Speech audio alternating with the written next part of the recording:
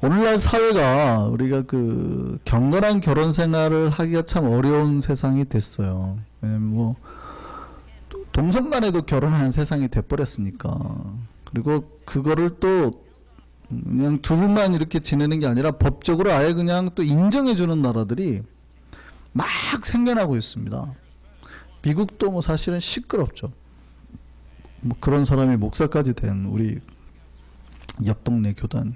아직 우리 교단은 그렇지 않은데요. 옆 동네 교단. 저는 제가 배운 신학과 개인적인 생각으로는 그 사람들을 함부로 비판하거나 비난하면 안 됩니다. 왜냐하면 에스겔서에 보면 소돔의 죄가 꼭 동성애만 있었던 건 아니거든요. 사회 구조 자체에 죄악이 있었어요. 그렇다고 해가지고 그게 죄가 아니다. 죄가 아니다. 이거는 더 이상한다는 얘기죠. 그렇지 않은가요? 저는 그분들이 교회 오면 굉장히 우리가 함부로 죄인처럼 대하면 안 됩니다. 굉장히 겸손하게 사랑으로 안아주고 해야 됩니다. 그게 그리스도의 사랑이거든요. 절대 함부로 그들을 따돌리거나 이건 죄입니다. 그렇지만 그들이 잘못된 삶을 돌이키기 위해서 끝없이 옆에서 도와주고 노력을 해야 된다는 얘기예요. 보세요. 기호라고 생각하더라고요. 기호. 내가 뭘 좋아하고 안 좋아하고의 기호라고 생각하더라고요. 근데 성경에서 죄가 뭔지 아세요? 뭔가 심각하게 매이면 죄예요. 여러분 커피 마시는 게 죄인가요 아닌가요? 아니죠. 근데 커피 중독에 걸리면요. 죄에 가까워요. 무슨 말인지 아세요? 커피를 하루에 30잔씩 먹어야 안정을 느끼는 사람들, 이거는 중독이기 때문에 죄에 가까운 거예요. 성령 의지하지 못하고 커피를 의지했기 때문에. 내가 기호라고 생각되는 것조차도 어느 한계선을 넘어가면 다 죄가 될 수 있습니다.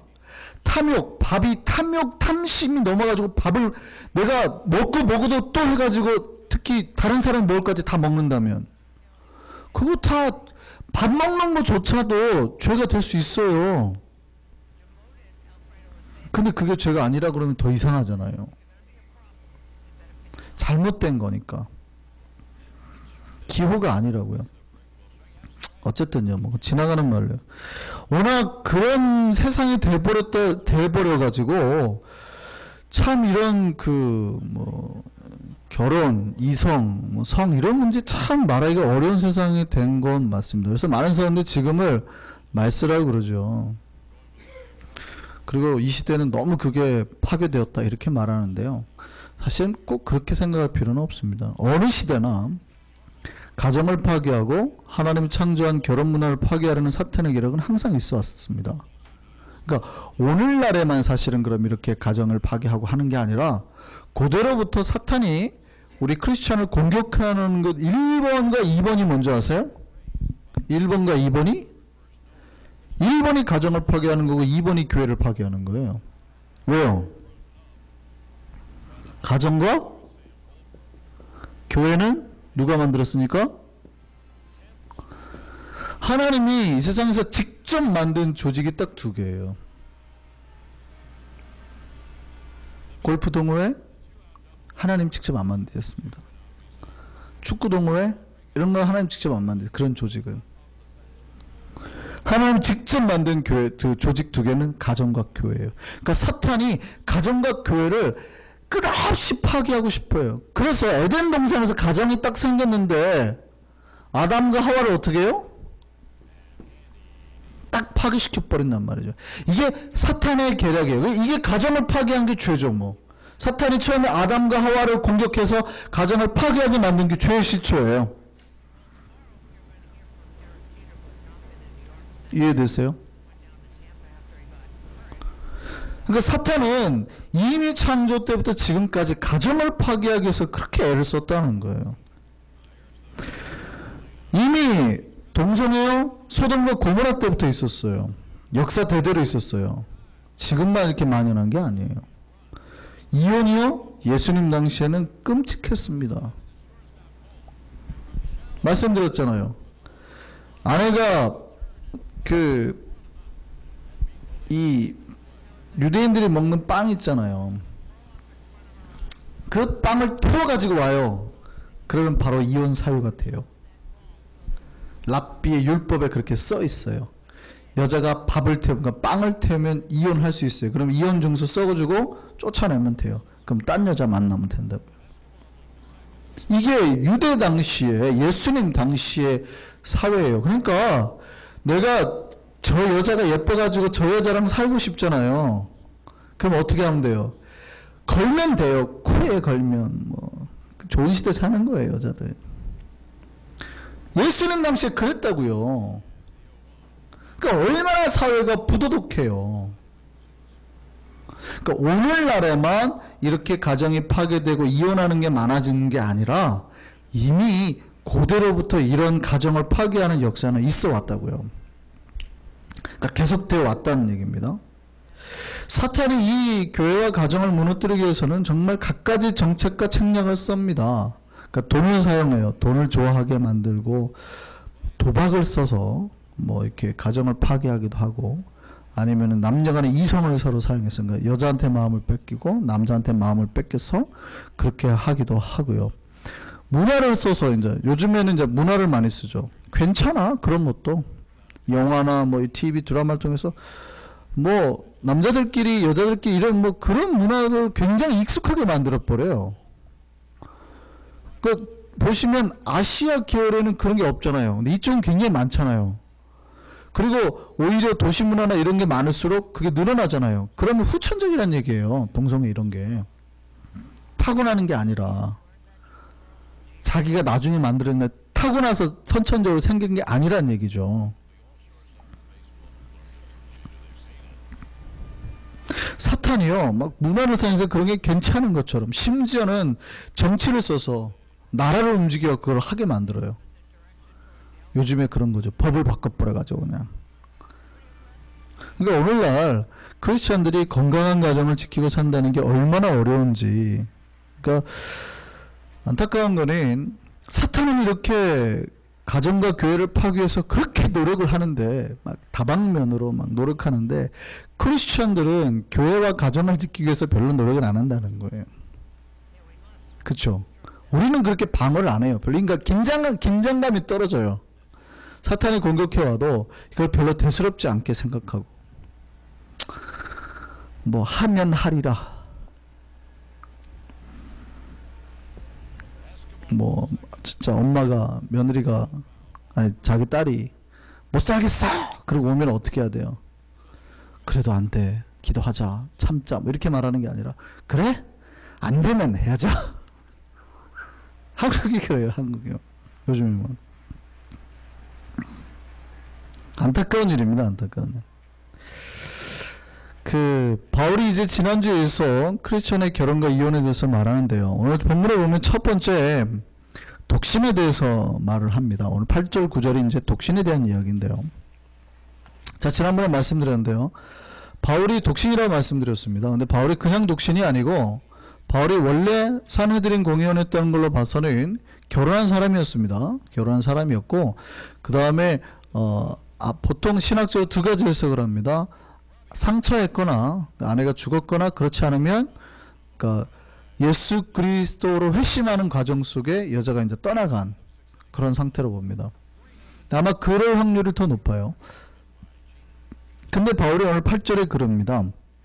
이렇게 결혼하지 아니하는 사람들, 아니면 과부들, 근데 독신인 사람들이죠. 이렇게 혼자 된 사람들은 어떻게 하는 게 좋은가? 뭐라 그러냐면 혼자 사는 거 괜찮다 그럽니다. 혼자 살아라. 특별히 나처럼, 나와 같이 그냥 지내는 게 좋다 그렇게 말합니다. 그러니까 바울도 아내가 떠나가고 어떻게 해요? 굳이 결혼하려고 하지 않고 혼자 살았다는 거예요. 혼자 살았어요. 근데 단지 독신으로 사는 것만 좋다는 게 아니라, 나처럼이라는 얘기는 본인이 독신이 되고 난 다음에 누구를 위해 살았어요?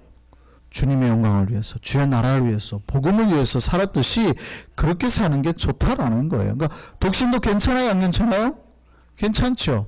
그러니까 독신은 안 된다라는 유대주의의 사고를 깬 겁니다. 그러니까 독신도 괜찮아요. 유대 남성은 누구나 결혼해야 된다고 생각했는데 바울은 그게 아니라는 거예요. 남자든 여자든 독신도 괜찮아요. 그러니까 오늘날의 우리 사회 속은 뭐 독신도 있고 뭐 결혼한 사람도 있고 재혼한 사람도 있으니까 우리가 지금 별 문제가 안 된다고 생각할지 모르지만 성경이 기준해 가지고 하나하나 우리가 괜찮은지 안 괜찮은지 살펴보자고요. 독신도 괜찮아요, 안 괜찮아요? 괜찮아요. 그러니까 독신으로 사는 것도 문제를 삼으면 안 돼요. 근데 바울이 독신으로 살려고 하면 조건을 걸어요. 어떻게 해야 될까요? 조건이 뭘까요? 독신으로 살려면 반드시 뭐가 있어야 돼요? 뭐가 있어야 돼요? 그렇죠. 우리 7절에서 앞에서 봤죠. 뭐예요? 절제 은사가 있어야 된대요. 반드시 독신은 은사가 있는 사람이 가능한 거래요. 오늘 7절 한번 볼까요? 그 앞에 7절 뭐라고 되어 있어요? 하나님께 받은 자기의 뭐가 있어야 돼요? 은사. 각각 하나님께 받은 자기의 은사대로 해야 된다는 거예요. 독신은 뭐예요? 은사래요. 독신은 은사래요.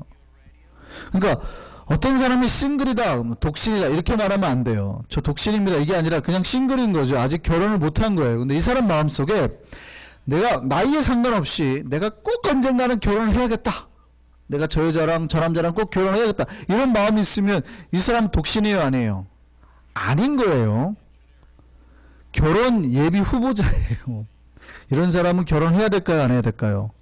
이런 사람은 결혼을 해야 되는 겁니다. 그럼 본문에 그래요. 9절에 만일 절제할 수 없거든 어떻게 해라? 결혼해라. 그러니까 결혼하는 게 좋아요. 혼자 됐거나 만약에 이혼했더라도 혹시라도 혼자 됐다면 결혼하는 게 좋다고요. 남편이 아내가 죽었거나 뭐 이렇게 되면 결혼하는 게 좋아요. 독신의 은사가 없으면. 이해되세요? 예, 그게 좋습니다. 그러니까 교회 안에 독신에 하는 사람이 있어요. 그렇지만 독신보다는 어떻게 해요? 만약에 내가 혼자 사는 게 힘들거나 여러 가지 문제가 죄가 될 것 같으면 차라리 뭐가 낫다? 결혼이 낫다.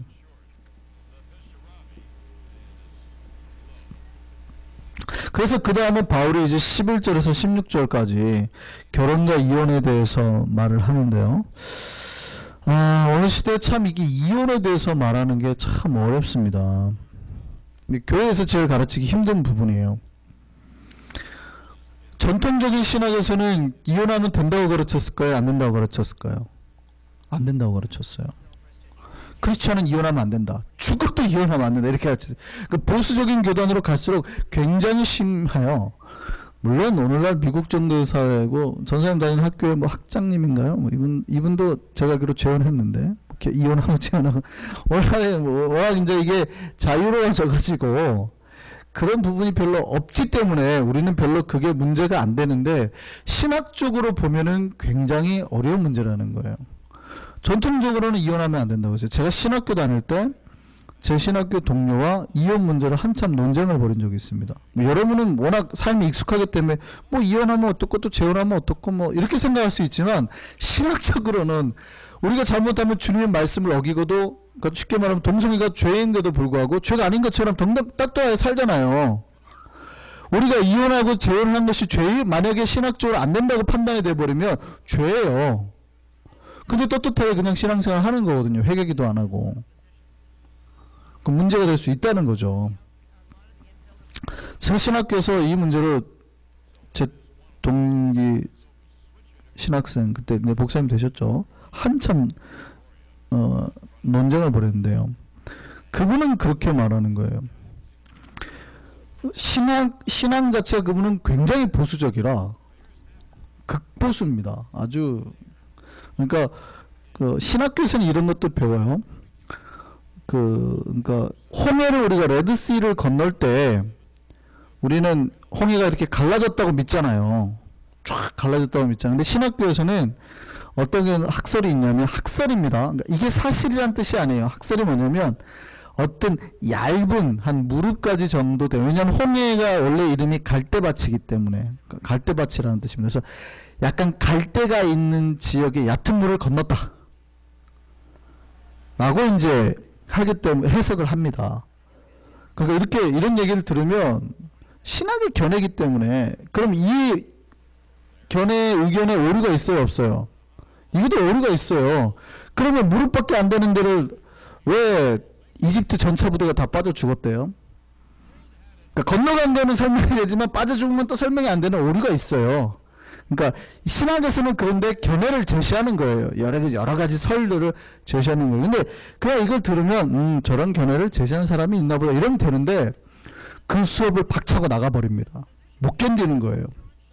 저 사탄의 막 저런 그 구약 시험을 답을 안 썼어요.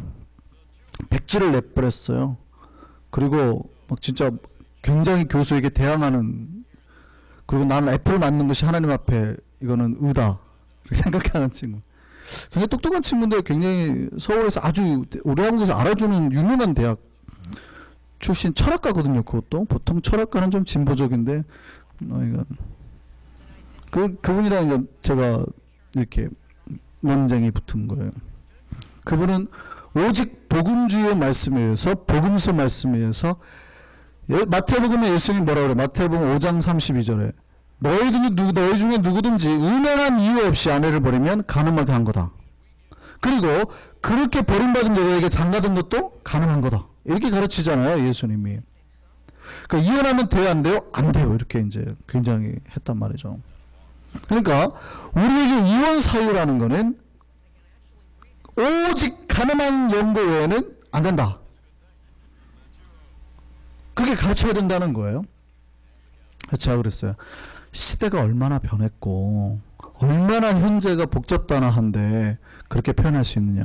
그러면 남편이 여자 문제는 없어요. 여자 문제는 없는데 술에 막 마약에 막 살인하고 다니고 맨날 여자 두드려 패고, 그래도 당신은 이혼 안 하고 살아야 된다고 말할 겁니까? 자기는 그렇대요. 자기는 그렇대요. 그게 말씀을 지키는 거래요. 어떻습니까? 이게 말씀을 지키는 건가요? 참 힘들죠. 이렇게 해석해버리면. 이렇게 해석하면 참 해버리면. 사실은 오늘 바울이 뭐라고 그러냐면, 오늘 본문에 보면 이혼하지 말라고 말합니다. 오늘 오늘 본문 제 10절 볼까요? 결혼한 자들에게 명하노니, 왜냐하면 유대 남자들은 유대 여자 함부로 이혼할 수 있어요. 근데 여자 쪽에서 이혼할 수 없거든요. 근데 헬라 사회 사람들은 여자도 이혼 소송이 가능했습니다. 근데 고린도 교회는 어디예요? 헬라 지역이잖아요. 그러니까 유대 사고를 가진 사람도 있고 헬라 사고를 가진 사람도 있고 와가지고 남자 쪽에서 이혼을 하자는 사람도 있고 여자 쪽에서 이혼하자는 사람 이렇게 있어요. 그러니까 뭐라고 그래요? 10절에 보면 여자는 남자에서 갈라서지 말고, 그 다음에 그 11절에 남편도 아내를 버리지 말라. 서로 이혼하지 말 거를 말합니다. 그죠? 그런데 11절 다시 보세요. 만일 그럼에도 불구하고 뭐라고 돼 있어요? 갈라섰으면 이렇게 말하거든요. 그러니까 그렇게 이혼하지 말라고 해도 이혼 사유가 있다는 얘기예요, 없다는 얘기예요? 있다는 얘기예요. 이혼 사유가 사실은 있다는 얘기거든요. 그러면은 말고 막 그렇게 폭력을 행사하고 이상한 짓 하는 남자랑 여자랑 이혼해야 될까요? 안 해야 될까요? 그럼 여러분의 딸이나 며느리한테, 아들한테 이혼하라 그럴 겁니까? 네, 저도 여기까지는 동의해요. 가능할 것 같아요. 이혼해야 될 것 같아요. 그러면 이제 문제가 생기는 겁니다. 그럼 도대체 어느 선까지를 두고 그럼 이혼을 교회에서 가르쳐야 될까요? 어느 선까지를 두고? 성경은 분명히 가늠한 연고라고 예수님은 못 박으셨는데, 물론 바울은 신학적인 견해를 굉장히 넓힌 겁니다. 오늘날의 현재 복잡단한 상황이 왔다 그러면 우리가 신학적 견해를 더 넓힐 수 있다고 가정을 하고 어디까지 넓혀야 될까요? 여기서 사실은 좀 문제가 생겨요. 우리가 자유주의적인 우리가 상황신학적인 해석을 함에도 불구하고 그래서 교회의 기준이 필요하다는 거예요. 교회의 기준이. 이혼 가능하다는 것까지는 우리가 허락을 하죠. 그죠? 이혼 가능. 도대체 어디까지 이혼할 거냐? 남자 한 대 때리면 이혼할 거냐? 뺨 한 대 맞으면 이혼할 거냐? 아니면 2대 맞아야 이혼할 거냐? 아니면 5대 맞아야 이혼할 거냐? 언제부터 이혼을 허락하시겠습니까? 5대요? 한 대만이라도? 근데 만약에 한 대 맞았다고 해서 제가 이혼하라고 하면 될까요, 안 될까요? 그럼에도 불구하고 예수님은 어떻게 하라고 그랬습니까? 사랑하라 그랬으니까. 그러면 술 먹고 두드러 패는 남편하고도 또 사랑하고 살아야겠네요. 참 어렵죠. 그래서 어렵습니다. 오늘날 현대 사회가 고대 사회보다 복잡해진 것도 맞고, 사실은 이혼이 가늠한 연고 외에 말고도 허락이 되는 것은 맞습니다. 그러니까 바울도 사실은 그렇게 그러니까 가르쳤는데도 해요. 갈라선다는 얘기가 있다는 거예요. 그렇다면 그럼에도 불구하고 굉장히 조심해야 되는 건, 이혼을 하라고 가르쳐야 될까요? 하지 말라고 가르쳐야 될까요? 하지 말라고 가르쳐야 되는 겁니다. 이혼하시면 안 되는 겁니다. 근데 세세한 조항까지 다 얘기하면서 제가 가르칠 수 있을까요, 없을까요? 그건 안 되는 거예요. 그러니까 세세한 조항을 두고 이혼하지 말라고 말할 수는 없어요. 그러나 제가 이혼하라고 가르쳐야 될까요? 이혼하지 말라고 가르쳐야 될까요? 이혼하지 말라. 그러면 그 세세한 조항은 어느 경지로 이해할까요? 믿음의 경지로. 그게 참 어렵습니다. 그래서 기독교는요, 각자 신앙이 가진 믿음의 경지가 그래서 중요해요. 어떤 사람은 빵 한 대 맞고도 이혼할 수 있는 사유가 되잖아요. 어떤 사람은 10대 맞고도 나는 인내하고 참으리라. 그럼 이혼 안 할 수 있잖아요.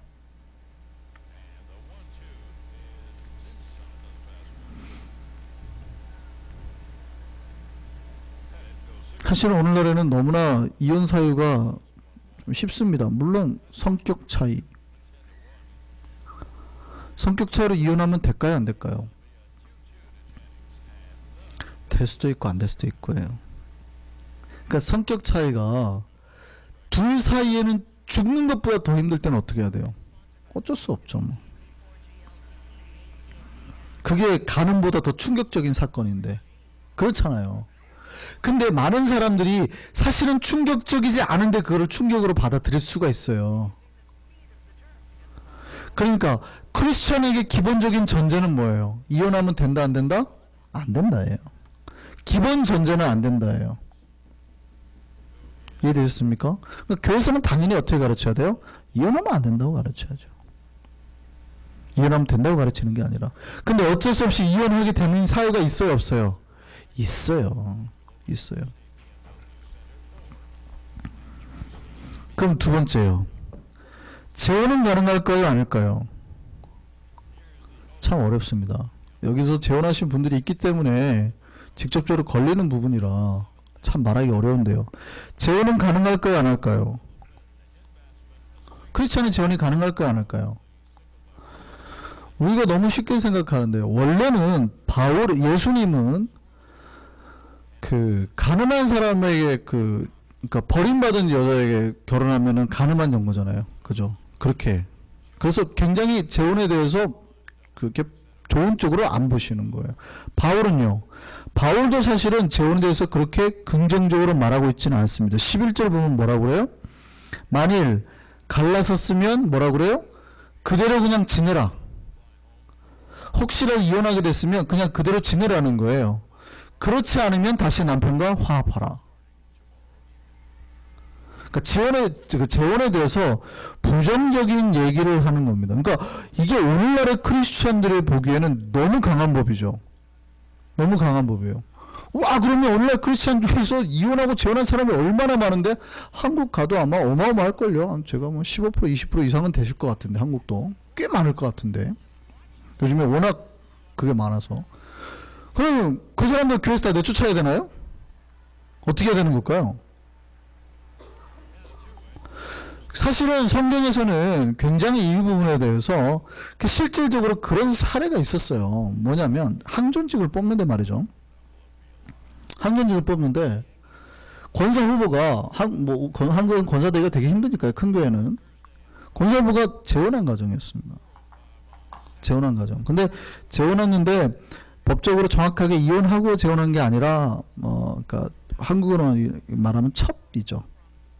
그러니까 아내가 있었는데 세컨 부인으로 들어왔다가 이제 아내가 죽고 뭐 이렇게 되신 분이에요. 근데 이미 그게 40년 전 이야기예요. 40년 전. 그러니까 나이가 꽤 있으시단 말이죠. 30년 전 얘기예요. 꽤 오래된 이야기예요. 그리고 신앙생활 잘 하고 거의 은퇴 무렵에 이제 거의 권사 후보가 됐어요. 이 부분을 가지고 이분이 권사 경쟁되는 반대 그 집사 권사 후보 쪽에서 호적 등본을 제시하라는. 그렇게 해야 될까요? 안 해야 될까요? 만약 이게 법이고 재혼하는 게 문제라면은 그때 갖고 해야죠. 근데 그렇게 해야 될까요? 안 해야 될까요? 그렇지는 않습니다. 물론 이혼과 재혼이 너무 쉽게 이루어지면 안 돼요. 그거 걱정하니까 항상 교회가 긴장하는 거예요.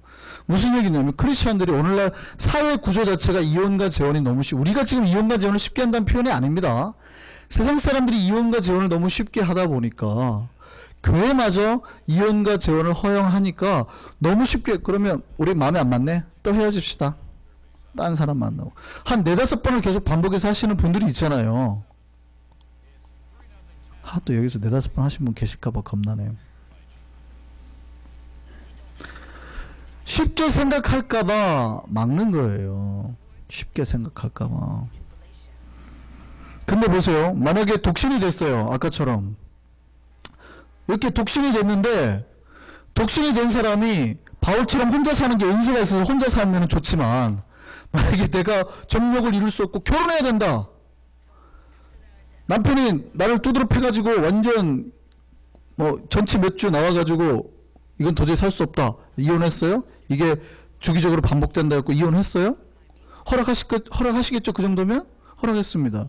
근데 이분이 독신 은사가 있으면 어떻게 해요? 혼자 살겠지만 만약 독신 은사가 없으면 어떻게 하겠습니까?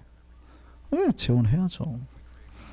그러니까 바울이 말한 부분이 있고 예수님이 말씀한 부분이 있습니다.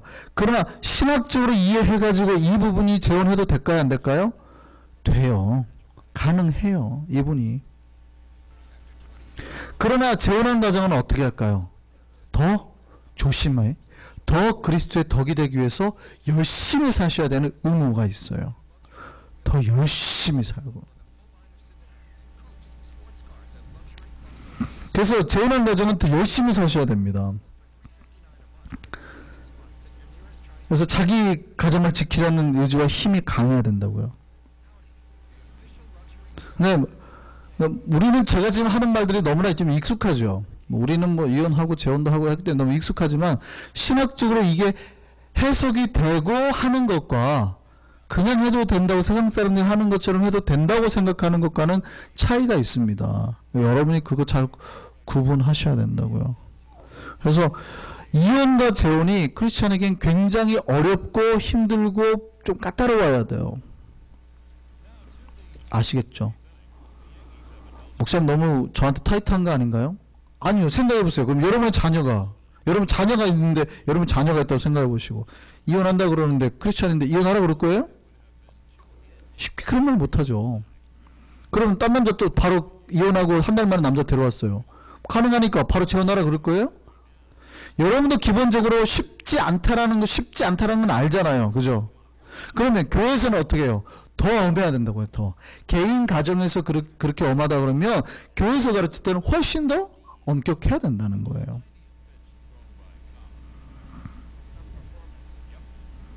그럼에도 불구하고 저는 하나님 앞에서 재혼 가정 괜찮다고 생각합니다. 제가 제일 사랑하고 친했던 목사님이요. 이혼하셨어요. 그리고 재혼했습니다. 제가 축복했습니다. 잘했다고. 그럴 수 있습니다. 잘 사요. 잘 살면 돼요. 그럴 수 있어요. 근데 그게 반복적으로 목사가 3번, 4번 결혼하면 될까요? 안 될까요? 3번까지 결혼한 목사님 봤어요. 안 된다는 얘기죠. 이해되셨죠? 그래서 크리스천의 이혼과 재혼에 대해서 바울이 말하고 있고 예수님이 말하는 부분은 굉장히 타이트하다. 그러나 오늘날 우리의 해석에서는 충분히 우리가 그런 부분을 허용할 만한 여지는 있어요. 자유주의로 갈수록 오히려 이걸 너무 열어버려서 좀 탈이긴 합니다. 너무 열어버려가지고 확 열어버렸어요. 근데 저는 그게 옳다고 생각지는 않아요.